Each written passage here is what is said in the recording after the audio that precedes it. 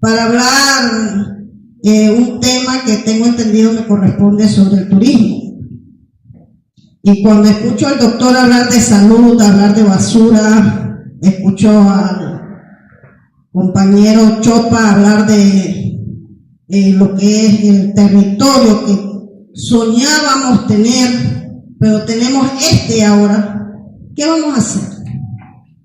Decía mi padre, que en paz descanse, José Ellington, revuelvo la mirada y siento espanto, decía él. ¿Pero por qué? ¿Qué estamos haciendo? Estamos haciendo nuestra contribución a esta comarca desde nuestro hogar, desde nuestras comunidades. Y mira la importancia que hay de estar parado aquí, desde estos espacios donde